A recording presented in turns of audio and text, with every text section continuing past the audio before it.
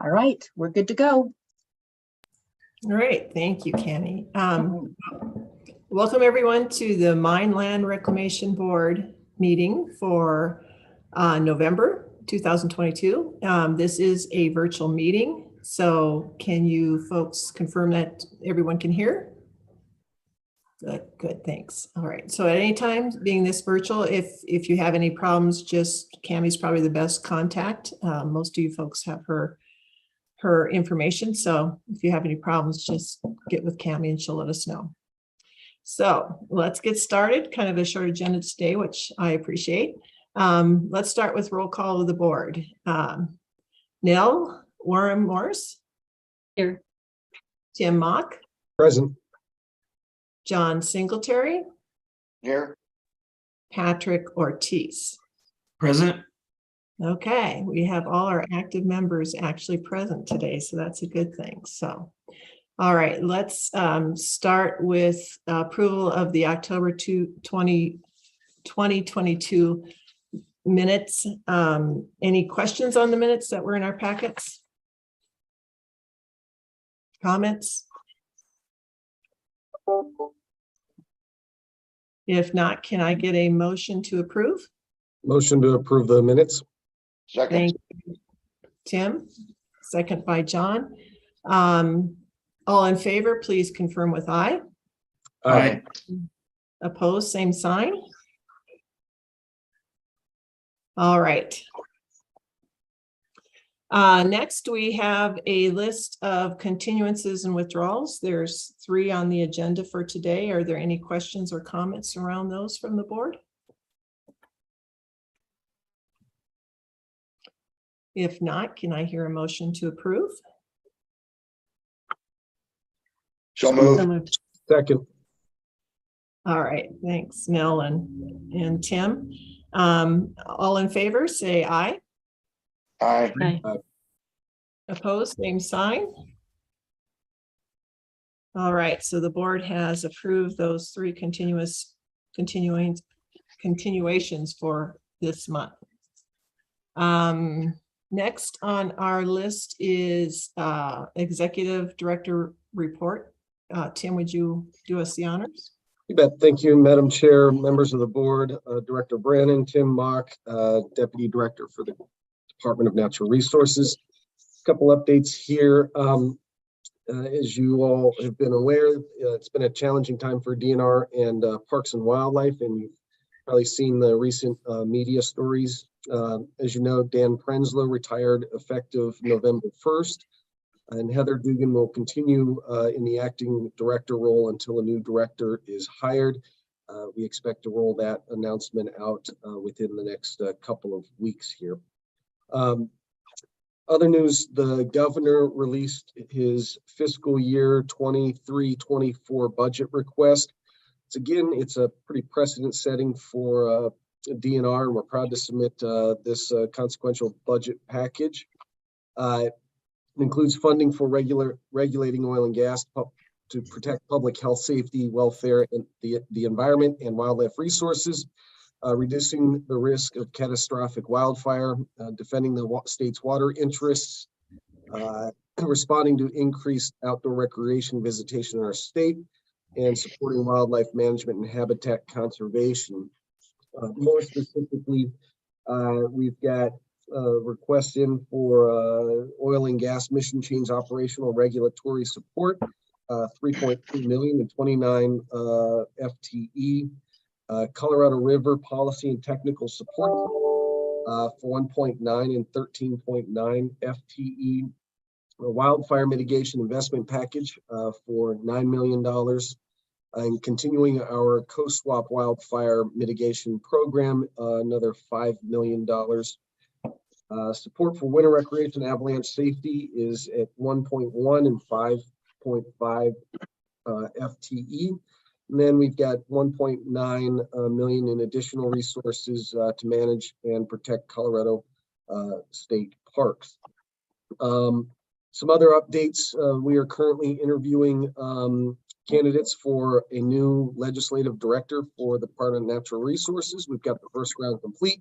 working on the second round right now and should have an announcement within the next week or so. We've also got the energy AD position. That application process has concluded, and we are reviewing the applicants, and we'll be interviewing the top candidates soon. November 15th, this past Tuesday, yesterday, DNR and the Department of Agriculture released the state's first draft strategic plan for climate smart natural working lands. We are accepting public comment on the draft plan for 30 days through December 16th. This plan prioritizes management strategies for our forest, croplands, rangelands, grasslands, shrublands, wetlands, and riparian areas and urban green spaces, and discusses data gaps and strategies to reduce greenhouse gas emissions and increase carbon sequestration. The Colorado Geographic Naming Board meets tomorrow night. We will continue consideration of proposals to rename Mount Evans. We will hear presentations from the 6 proponents of the various proposals, and we'll then follow up with a third meeting dedicated solely to public comment as the board deliberates this matter. And that concludes my updates. Open for any questions. May I ask a question, couple of questions? You bet, John. First, the easy one. I just got a card in a mail yesterday about, Keep Colorado Wild, and I just renewed my license plates on my vehicles in December. If I go buy my Parks Pass, what's it going to cost just to go in and buy it without? I mean, can I still get it for $29 if I walk into Lake Pueblo State Park and buy it? My understanding, John, is that we're just rolling those as the license plates come available. And so unfortunately, if you're a December license plate, I think you might be at $80. I can double check that, but I think that's where we are until your license plate comes back up for renewal. At my station in life, I might have to wait a year, I'll buy yours, John. What's that? I'll buy yours. Yeah, okay. And you may not have an answer. What's the process?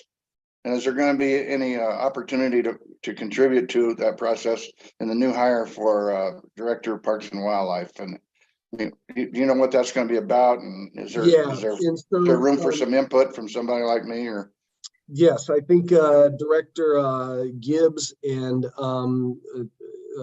Chair Carrie Hauser for the commission are working out a plan. You've been through this a couple of times. It's going to look similar, very similar to past Parks and Wildlife Director hirings, where we will have 2 or 3 stakeholder panels to assist with that, as well as the Parks and Wildlife Commission in terms of whittling down the candidates to a final top selection. So as details come unfolded, you can certainly tune into the Parks and Wildlife Commission tomorrow, but I can send it along as soon as the details are published. Well, if you can find a place for me in that process, I'd like to be there. Sounds good. Will do. Thanks. Any other questions for Tim? Thank you very much. Great update. Now, if we could get a director division report from Ms. Bronin, please. Yep. Hey, good morning, everybody. I just have actually some very quick personnel updates. As you know, we did lose Jim Stark, our program director for Active Minds on the coal side. He'd been with the division for 31 years, and he's got 3 kids that are either going to college or in grad school. And so he went to the Office of Surface Mining to double dip. Jason Music, who was the senior, is now the program director for Active Minds on the coal side. We've got some real challenges right now with our budget. And so really needed somebody who'd been with the coal program, which he has for 15 years now, and is familiar with the ins and outs and the players and so forth. So that's going on. Then we're going to need to backfill the senior position. And so in addition to that, which is unusual for us, we lost a couple of people. We lost Connor and Tabitha, who were environmental protection specialists, and They went on to other opportunities, and so we hired two others. They are Amber Michael. She joined us in late October, and she's a BS in geology and an MS in geosciences. And then Hunter Riley, who joined us early November, and she has an MS in geography from, interestingly, St. John's College at Cambridge. And then also a BS in geography and environmental studies. So they are onboarding, and I think Ross and Jason are just trying to now sort out what their assignments are going to be and so forth as everything falls into place. Then in terms of MLRB, we have learned from the Soil Conservation Service that they do have somebody in mind for us, but their board has to vote on it. And they are meeting happily this month because they only meet once a quarter. So once their board votes, then we'll find out more about this individual and go from there. But we're excited that that person's needed. Once again, this is a quirky and frankly antiquated piece in our statute that says that we don't appoint, or that our executive director and the governor don't appoint the board member, but in this case, Soil Conservation Service within the Department of Agriculture does that. So it's their baby, and they say they've got it under control, and so we are waiting very anxiously to hear. And then as you know, we also lost Lauren Duncan. She left Trout Unlimited to join the Colorado Water Conservation Board, which is of course a sister division to DRMS. And as such, she's no longer able to serve in the capacity as conservation, of filling the conservation seat. So we are looking for somebody to do that. We have shaken a couple of trees, but due to just finances and logistics, those leads haven't worked out. So if anybody has any ideas, please send them my way, and we'd love to get the vetting process going. So that is actually about it. Just a lot with personnel. I remember when I joined the division in 2014, I mean, everything had really been stagnant, it seemed like, for a long time. And now there's just all this movement. So, but that's good. That's good. New blood's good. Promotions are good. All good. That's all I have. Unless you have questions or comments. Well, thank you for that, Jenny. Very sad for the board in losing Lauren. She's been a wonderful asset to the board, but happy for their gain. So, yeah. Any other questions for Jenny? All right, thank you very much. So let's move into the consent agenda. We have 2 items today. Both should take, or each are slated for about 5 minutes, and then we'll follow up with one enforcement hearing. So the first item involves Uray Silver Mines. And Mr. West, do you have an update for us? You want to get us started? Ms. Gildel's going to go ahead and fill in for Mr. West. Perfect, thank you. Hi, everyone. I'm Amy Eldell with Grand Junction Field Office. No real updates. Uray Silver requested temporary cessation. In your board packet, I believe it's page 8, is the memo to you guys. It lists out all the reasons for why they're in temporary cessation. The reasons why the division approved it. We got the fee, we have adequate bond, site was inspected, everything looks really good. So the division has no reason to not accept their request. It's just up to the board to do so. And like I said, the bond is sufficient, and that's usually kind of the big crux of it all. All right, thank you. Any questions from the board of Amy?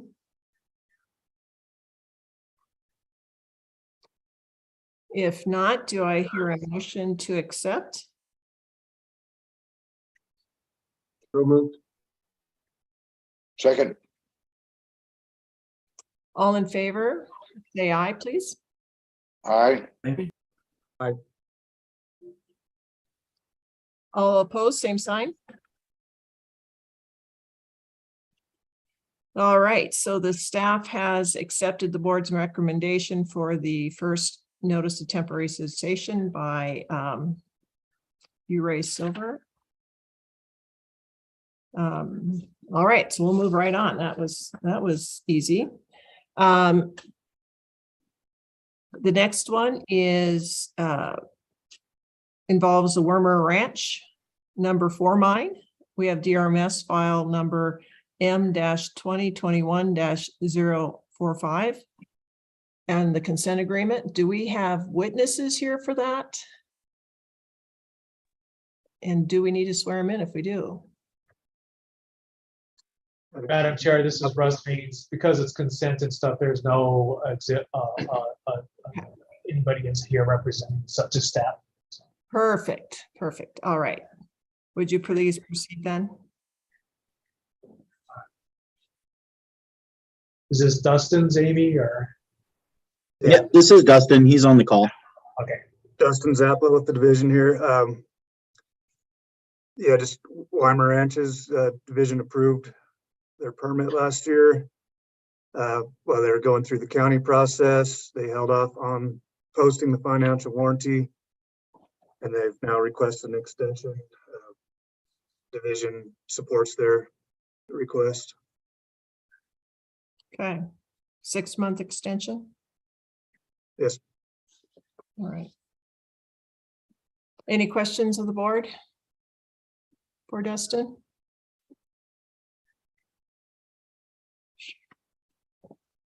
If not, do I hear a motion to accept the staff's recommendation? So moved. All in favor? Second. Say aye. Oh, second. Yes, thank you. Second's good. All in favor from the board? Aye. All right. Opposed, same sign. All right, so we have approved the extension of that permit, and we'll see them, that should be finalized in 6 months. This is going in record speed.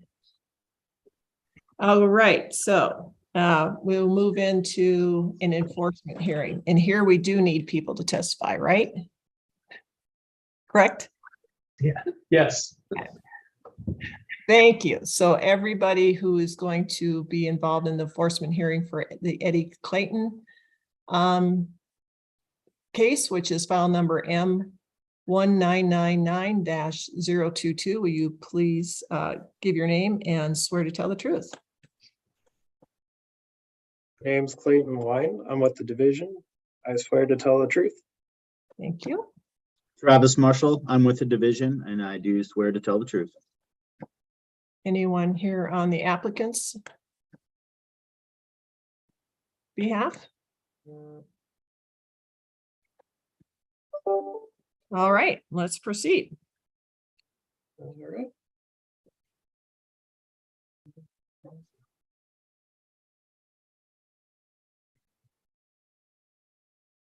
All right. Can everybody see my screen okay? Yes. Okay. All right. My name is Clayton Wine. I'm with the division and the Grand Junction field office. Have a presentation for the N-1999-022 Clayton Sand and Gravel. They are a 110C operation located in Saguache County, Colorado. The reason for the hearing today is the division is requesting the board's consideration for violation MV 2022-013, civil penalty, cease and desist order, corrective actions, permit revocation, and finding the financial warranty subject to forfeiture for failure to submit their 2022 annual report, map, and fee. Just some basic chronology on the site. Their annual report, map, and fee were due on July 19th of 2022. On September 18th of 2022, the 60-day deadline had passed.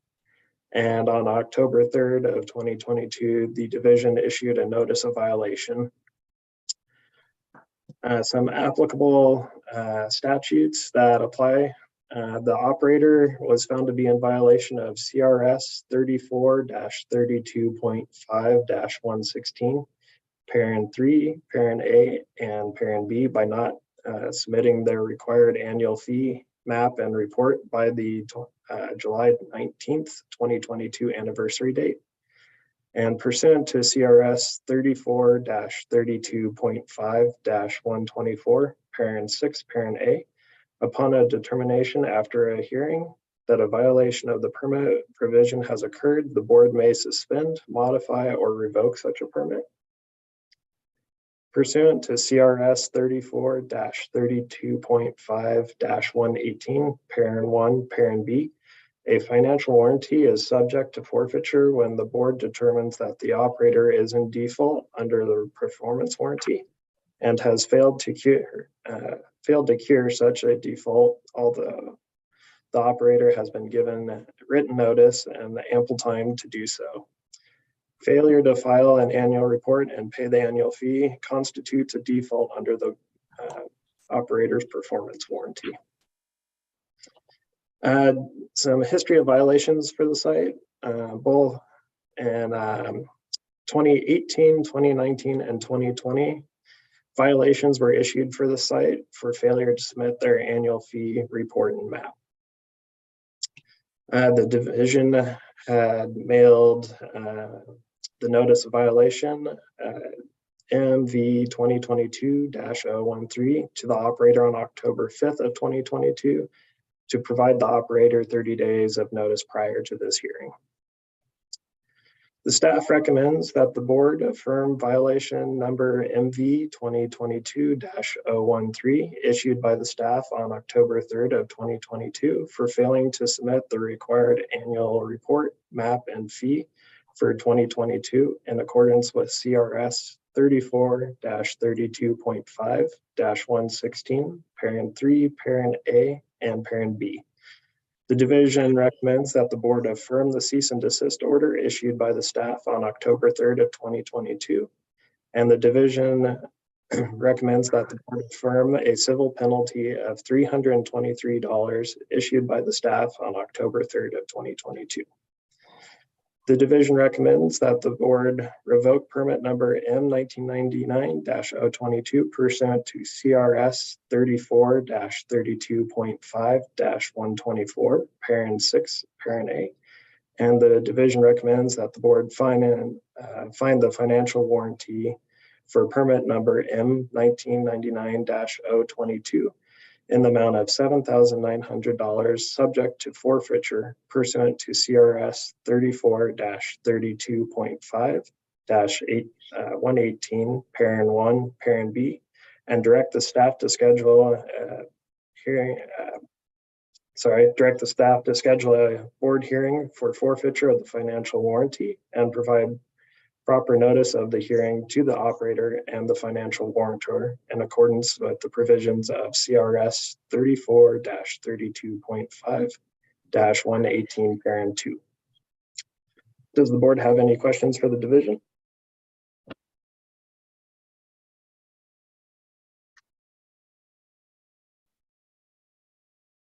How much of the 3.9 acres are disturbed? Currently, they are sitting right at that 3.9 acres, roughly.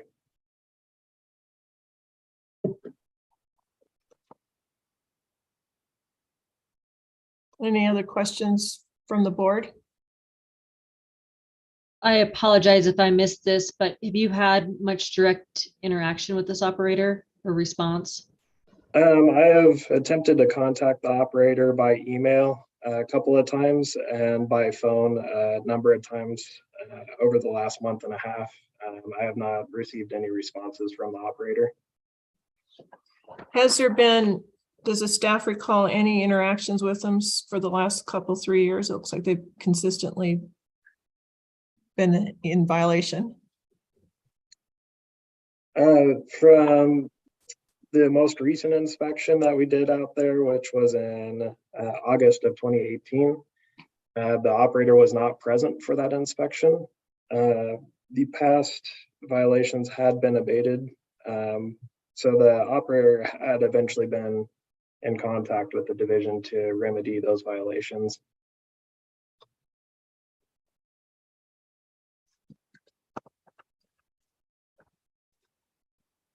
So you don't really have much insight as to why the operator's not No. engaging or not just paying, the annual fee, because clearly they're aware of the process and have been successful with it before. So That is correct. Yeah, unfortunately, this year, in my attempts to contact the operator, I've not been able to get a hold of them. One of their phone numbers is disconnected, and their other phone number, they've just not answered, and they don't unfortunately have a mailbox that I can leave a message for them. But yet the return receipt on the notifications was signed off on.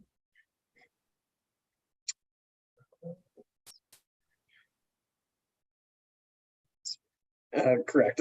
We had sent them the certified mail. So they're somewhat aware of the situation. And you think the $7,900 will be enough to mitigate? That is correct. From our last inspection of the site, we believe that their financial warranty that we hold is enough to complete reclamation at the site.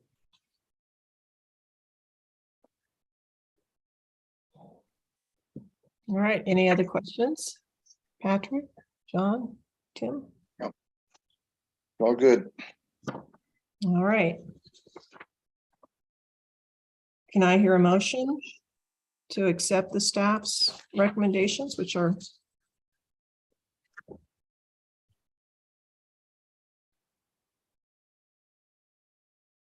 Motion to approve and affirm violation number MV-2022-013 issued by staff on October 3rd, 2022 for failing to submit the required annual report, map, and fee for 2022 in accordance with CRS 34-32.5-116, parent 3, parent A, and parent B.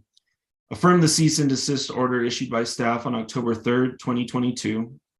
Affirm the civil penalty of $323 issued by staff on October 3rd, 2022. Revoke permit number M-1999-022 pursuant to CRS 34-32.5-124, parent 6, parent A. Also find the financial warranty for permit number M-1999-022 in the amount of $7,900, subject to forfeiture pursuant to CRS 34-32.5-118, parent 1, parent B, and direct staff to schedule a board hearing for forfeiture on the financial warranty and provide proper notice of the hearing to the operator and financial warrantor in accordance with the provisions of CRS 34-32.5-118, parent 2. Thank you, Patrick. Any questions on that? I would second. All in favor, say aye. Aye. Hi. Opposed, same sign. All right, so thank you. The board has accepted the staff's recommendation as Patrick outlined. All right, now we can move to public comment. Is there anyone with us today that would like to, has any public comments? Nope, we're good today. Okay. So, and there is no need for an executive session, is that correct, Chuck? Yeah, that's right. All right. Short and sweet. Well, with that, if there's no other comments or questions, we have concluded today's board meeting, and thank you all for your time and attention. Happy Thanksgiving, everybody. Thanksgiving. Thanksgiving. Happy Thanksgiving. Take care all. Thanksgiving. Bye.